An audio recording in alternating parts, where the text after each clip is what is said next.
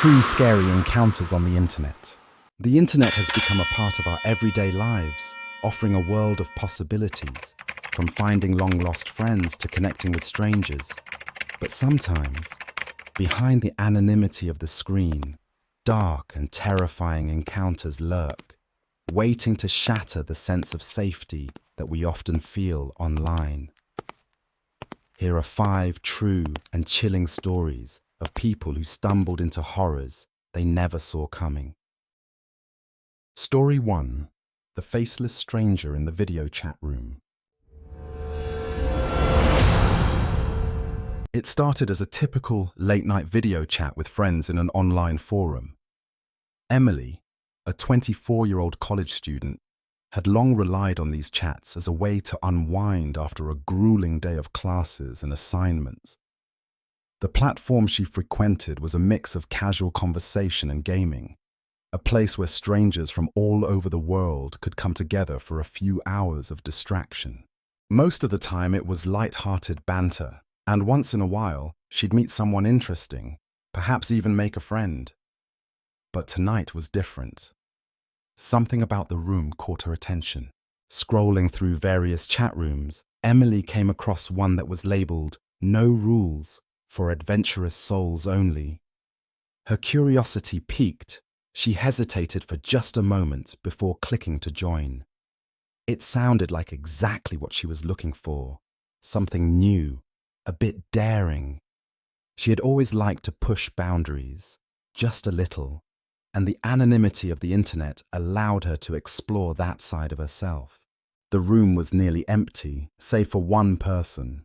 He was sitting in the shadows, a figure in a dark hoodie with the camera positioned at an odd angle, too low, like he was hiding something. His face was obscured, and the angle made it impossible to read his expression. She greeted him with a friendly, casual "hey," and settled into her seat, expecting the usual awkward small talk or maybe a game invite. But the man didn't reply. He didn't even move. He simply stared at her. At first, she thought it was a glitch, or maybe the person was just awkward, waiting for her to make the first move. But as the seconds stretched into an uncomfortable silence, Emily's unease began to grow. She smiled, hoping to break the tension, but he remained still, his gaze unwavering. The silence dragged on, and a chill crawled down her spine. Emily's fingers hovered over the keyboard, ready to log off if things got too strange. Then, without warning, the man typed into the chat box, "You have no idea what's coming." A wave of cold dread washed over her. Emily's pulse quickened, and she instinctively looked around her dimly lit room, half expecting to see someone standing there. But there was nothing, just the hum of her computer and the soft glow of the screen. She laughed nervously, brushing off the feeling. "It's just some weird joke," she thought, trying to reassure herself. But her hands trembled slightly as she typed, asking, "What do you mean by that?" Before he could respond, the screen went black. Emily froze, unsure if her internet had crashed or if something else was going on. She waited, staring at the blank screen, heart pounding in her chest. Then, just as suddenly as the blackness had overtaken her screen, it returned. This time, the camera was aimed directly at her face. She flinched, her eyes wide with confusion, as the image of herself was reflected back at her on the screen. But something was wrong. The lighting was different. The room seemed darker, and she could see the reflection of a shadow behind her, moving. It was subtle at first, a fleeting figure. But then as the seconds dragged on, Emily realized that it was a person, someone standing just behind her. The figure was wearing the same dark hoodie as the man in the video chat. Her heart stopped. Panic surged through her, and without thinking, she slammed the laptop shut, her hands shaking violently. Her breath came in ragged gasps as she bolted to her feet, her mind scrambling to make sense of what just happened. She didn't know what was worse, The fact that someone had been standing behind her, or the horrifying realization that he had seen her, that he knew exactly where she was. Frantically, she checked the locks on all the windows and doors. Each click of the lock echoed in her mind like a desperate attempt to hold back something she couldn't see. But deep down, Emily knew that locking the doors wouldn't make the fear go away. She felt exposed, vulnerable, knowing that someone had been watching her, and perhaps still was. She grabbed her phone and began to dial 911, her hands unsteady. But just as she was about to press the call button, her phone buzzed. It was a message from an unknown number. "You shouldn't have left. I know everything about you now." The message sent a jolt of panic through her. She staggered backward, her phone slipping from her hand as her knees gave out.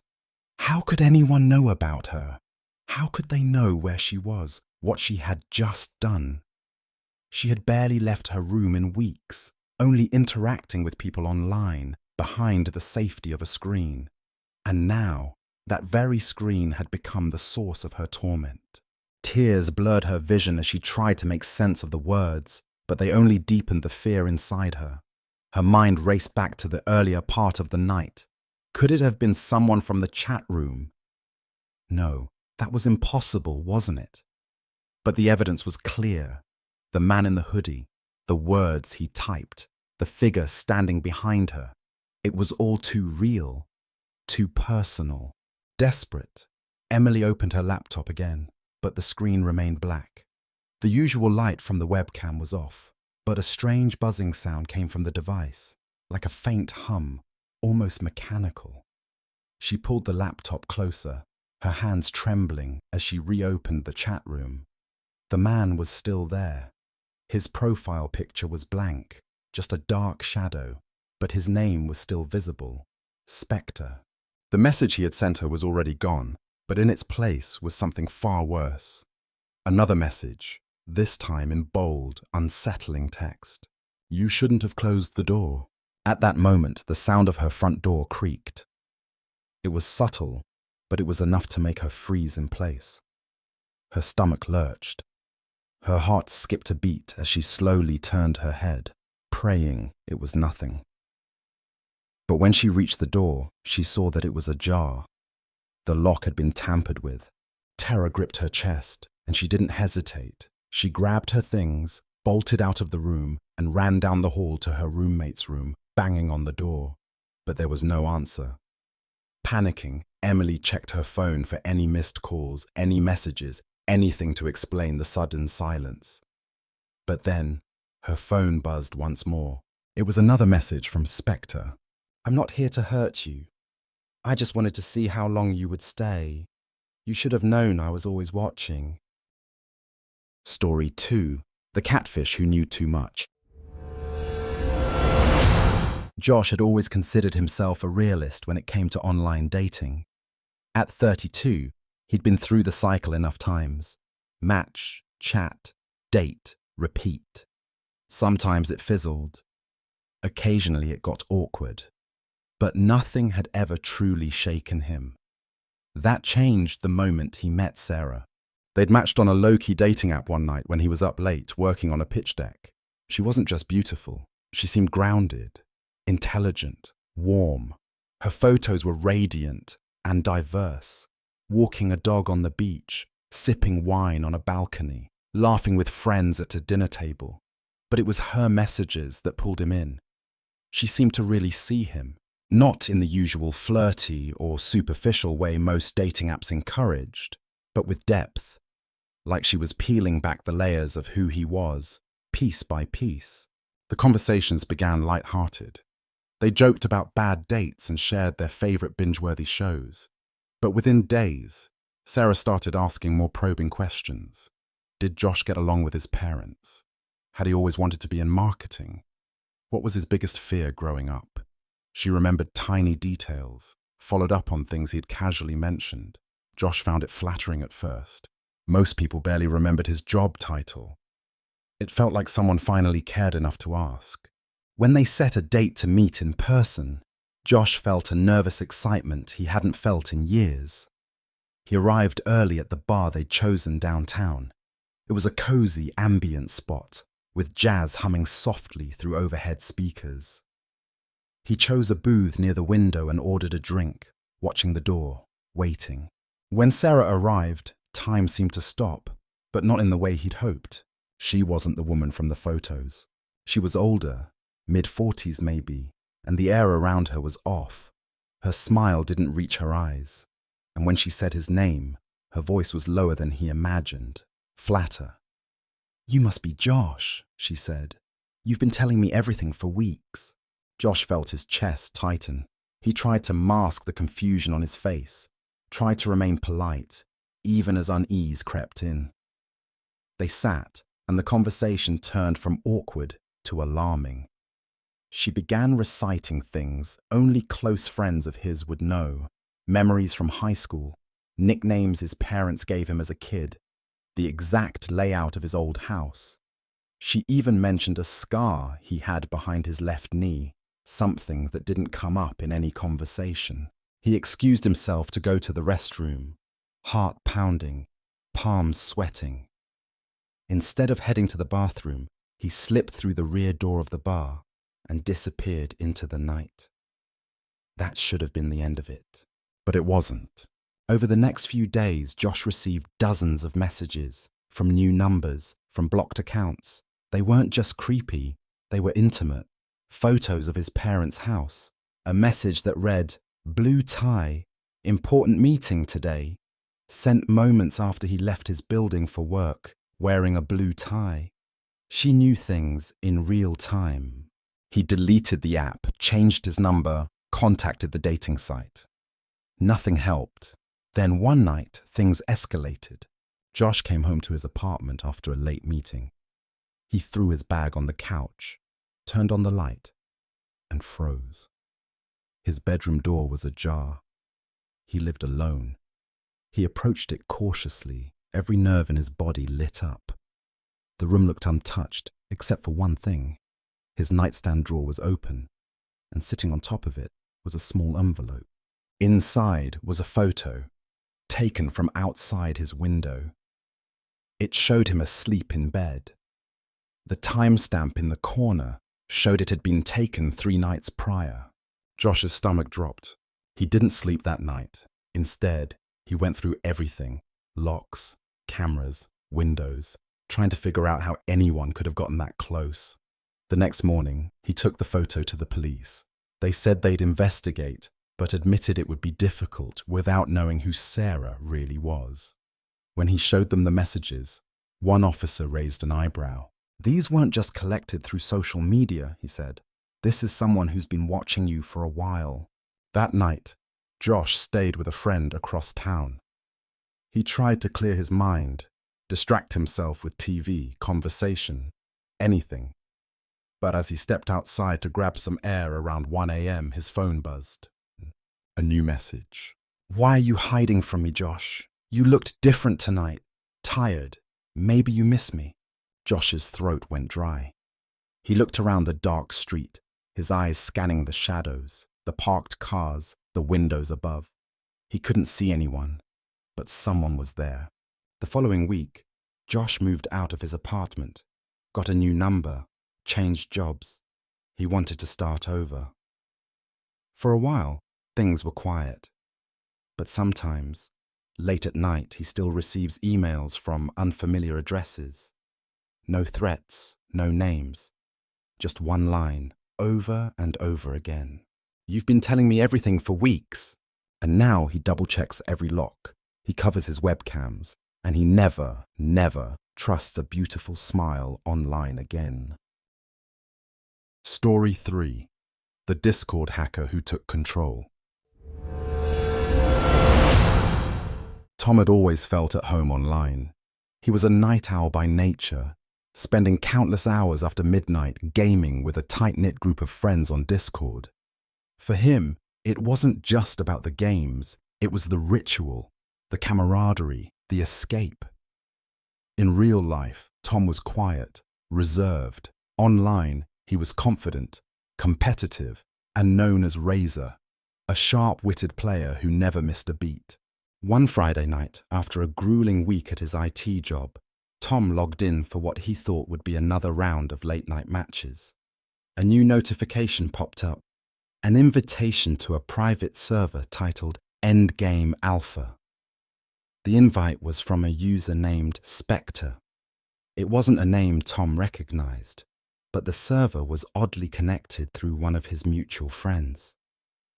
Assuming it was an extension of another gaming circle, Tom clicked to join. The server was barebones, eerie even. No channel icons, no welcome message, just a dark grey list of users, all with distorted names. The only voice channel was labelled Playtime. Curious, Tom entered. At first, the chat was silent. Then, a deep, staticky voice crackled through. "Welcome, Razor." Tom tensed. No one ever called him that, unless they knew him from past games. Before he could respond, the voice continued. "I've been watching you play for a while. Let's make it more interesting tonight." Suddenly, his screen glitched. The game he had running in the background closed on its own. His mouse froze, then began moving erratically. Then the real horror began. His Discord profile image changed.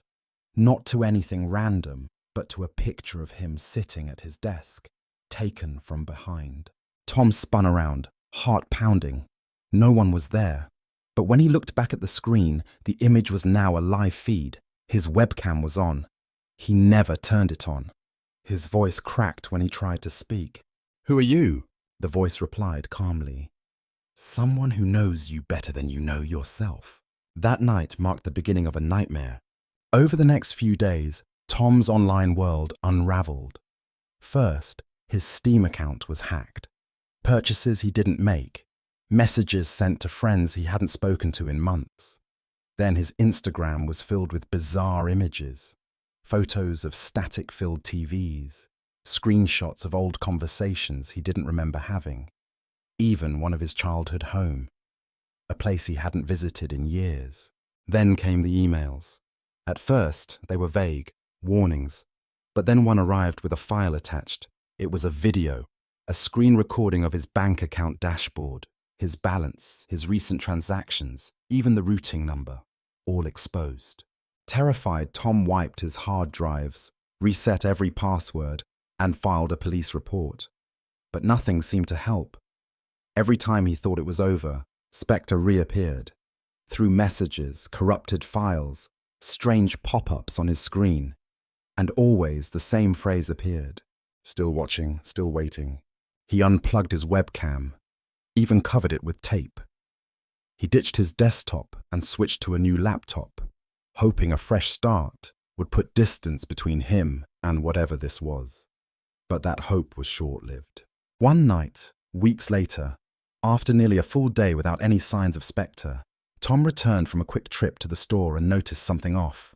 The lights in his apartment were on, but he'd turned them off before leaving.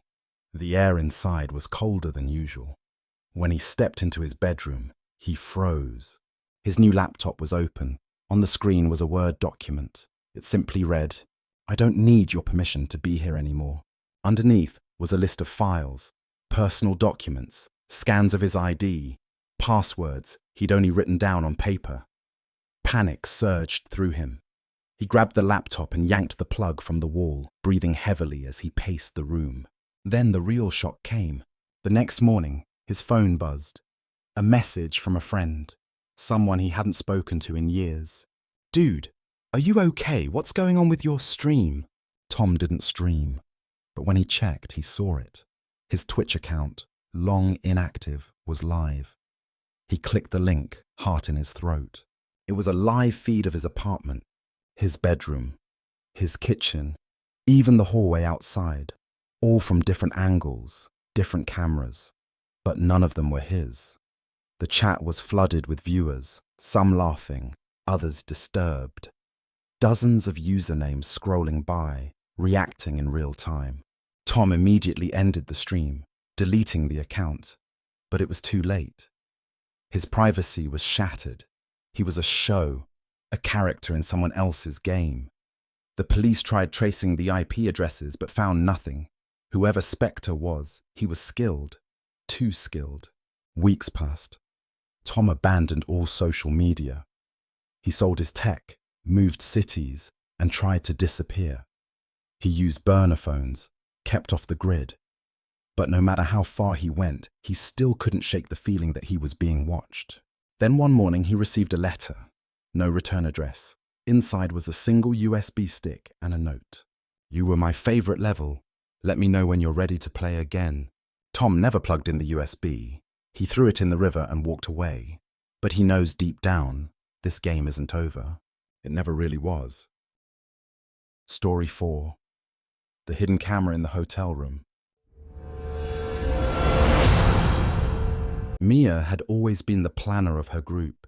She was the one who researched every location, checked the reviews, coordinated the logistics. So when she found a rustic boutique hotel tucked away near the edge of a quiet forest in Vermont, she thought it would be the perfect weekend escape from the chaos of their lives in Boston. The photos online were beautiful. Wooden beams, antique furniture, clawfoot tubs, and fireplaces in every room. The reviews called it charming, peaceful, and full of old-world magic. She booked 2 nights for herself and 3 of her closest friends, Lauren, Steph, and Jules. They were all overdue for a break, each caught in the burnout of their mid-20s, demanding jobs, relationship drama, and the dull ache of growing up.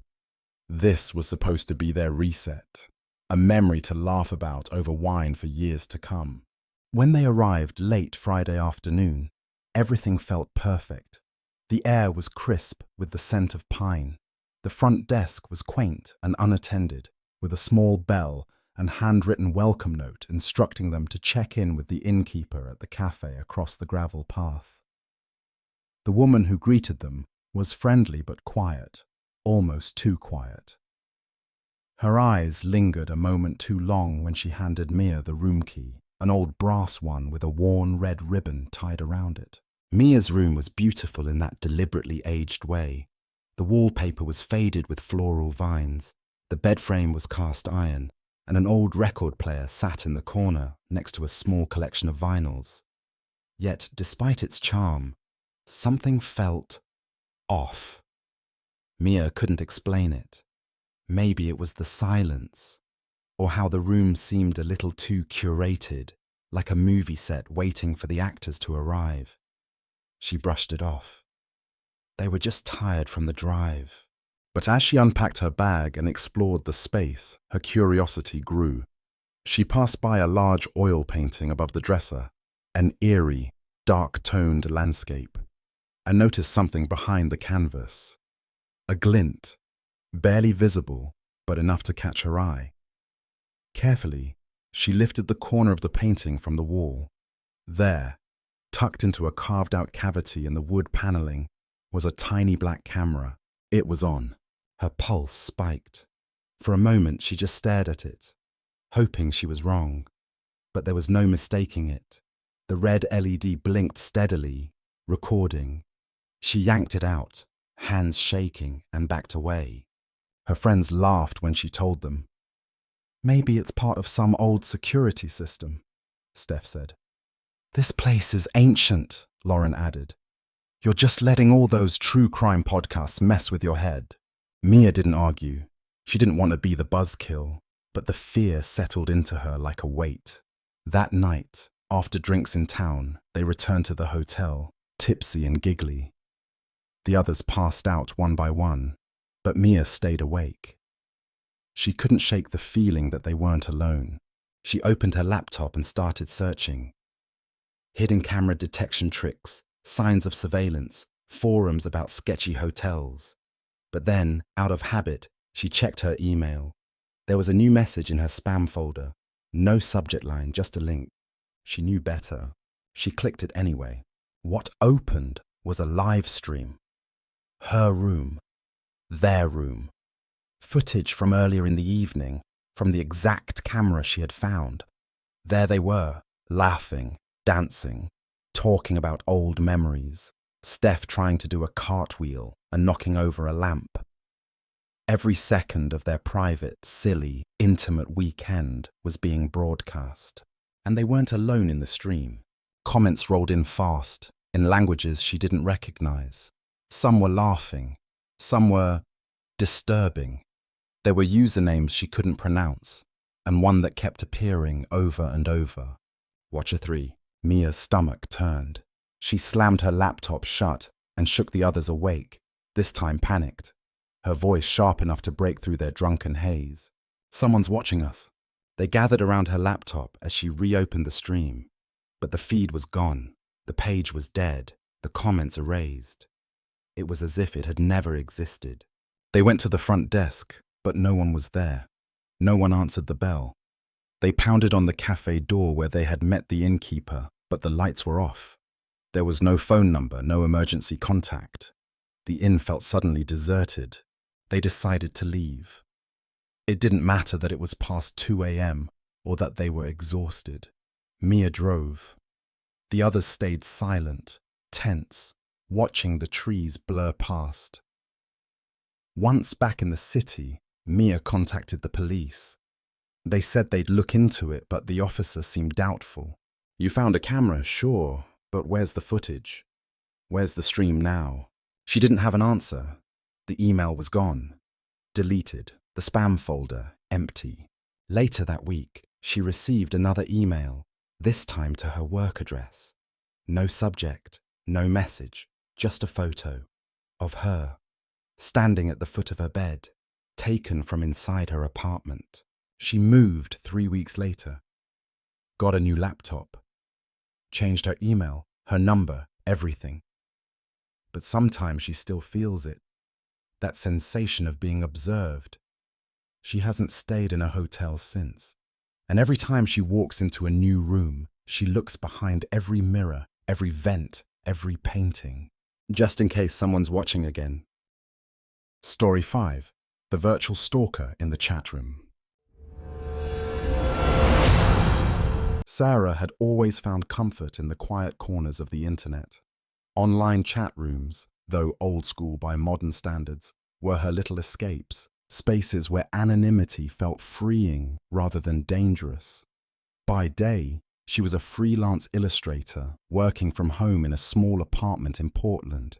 But by night, she often slipped into discussion threads about art, music, books, and sometimes just idle conversation with strangers from around the world. It was on one of those quiet nights during a particularly long session in a niche creative chat room that she first received a message from someone named NightWalker.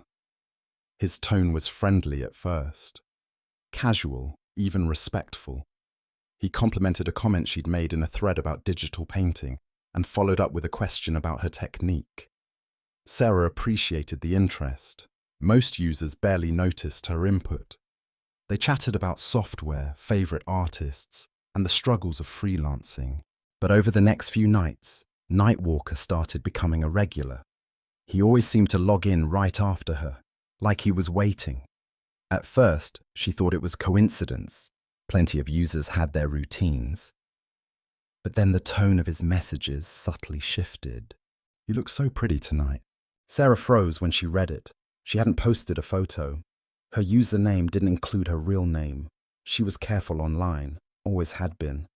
She replied, cautious but polite. "Thanks, but how do you know what I look like?" His reply came instantly. "I see things most people don't." Uneasy, Sarah ended the chat early that night. But the next day, when she logged back in, NightWalker was there again. And this time, he was more specific. "Your dog looks sleepy. Is he always curled up near your feet when you work?" She stared at the message, heart thudding.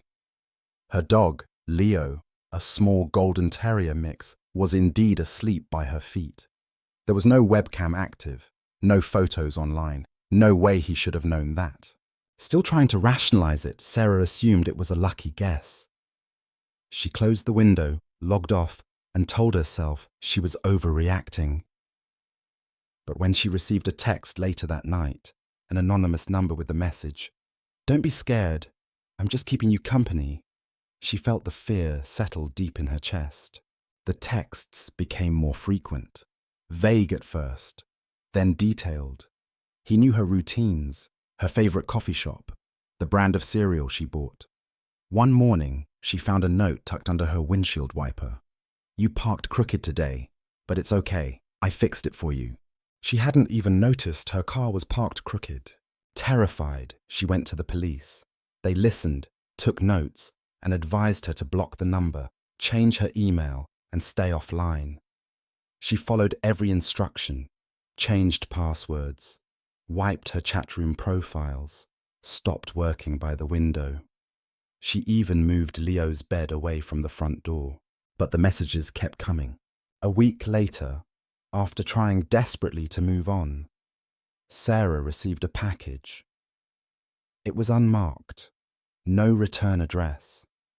Inside was a flash drive and a single sheet of paper. The note simply read, "You should know how beautiful you are when you sleep." Hands shaking, Sarah inserted the flash drive into an old laptop she no longer used. There were dozens of video files, all from inside her apartment. Footage of her sleeping, cooking, working at her desk. Sometimes she was talking to Leo, other times just humming while she worked. The angles were from high corners, like from a mounted security cam, except she never installed any. She dropped the laptop, panic clawing at her throat. The footage meant he had been inside her apartment. More than once. She left immediately, taking only Leo, her phone, and her wallet. She called the police again, and this time, they took her seriously. An officer accompanied her back into the apartment the next day. They found 2 miniature cameras, one hidden inside the smoke detector, another inside a small vent in the living room. Both had wireless transmitters. They also found a hidden compartment in the ceiling crawl space. Inside it, a sleeping bag, some food wrappers, and a small collection of sketches, drawings of Sarah, sleeping, laughing, crying.